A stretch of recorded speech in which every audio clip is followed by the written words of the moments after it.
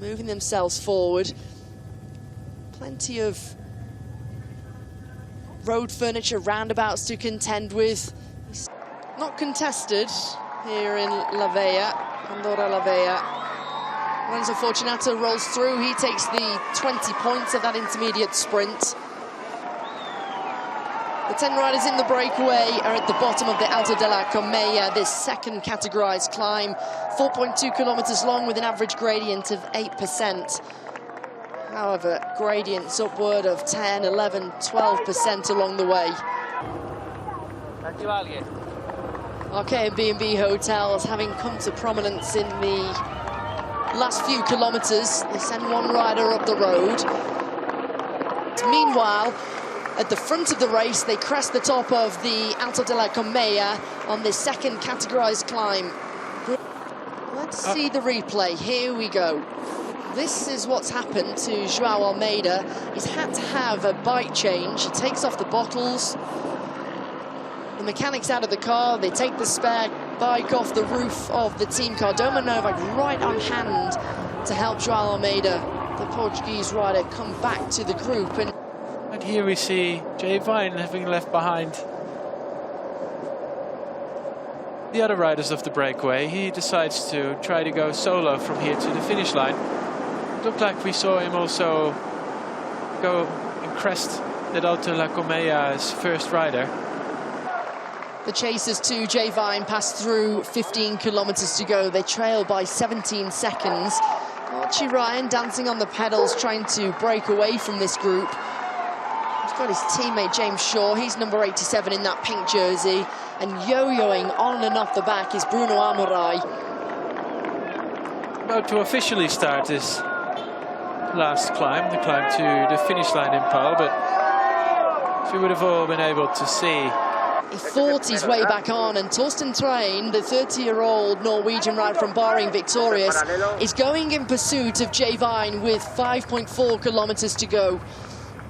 He's starting to eat into that deficit. 54 seconds between Jay Vine and Torsten Train. It's the young Spaniard who's starting to be distanced from the peloton. This is a huge shock, the first mountain test, and already Ayuso showing that he cannot follow his rivals. They took the gamble, got themselves into that breakaway. Now we see the first moves from the peloton behind. Giulio Ciccone strikes to gain some time on his rivals. Jonas Vingegaard, cute to that move. The red jersey gets himself right onto the wheel of the Italian from Lidl Trek. They're working together here, Jonas Vingegaard and Giulio Ciccone. This is good news for the Italian and Lidl Trek. In the last 20 kilometers, they sprung to prominence. He still chases. He's still in pursuit.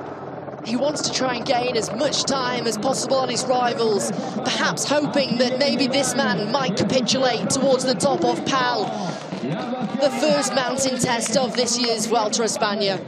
Jay Vine, he took his first pro victory. That came on stage 6 of La Vuelta.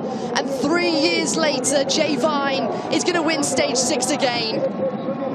Grand Tour stage victory number 3 for the Australian. His first Grand Tour stage victory in the colours of UAE Team Emirates XRG. And he wins the first mountain test. And it's going to be Bahrain Victorious who are in red. Torsten Train takes second on the stage on the first mountain test here in Pau in Andorra and rides himself into La Roja, leading La Vuelta. here is a little bit of marking going on between the leaders, and it gives the opportunity for some of the riders that were distanced first to come back.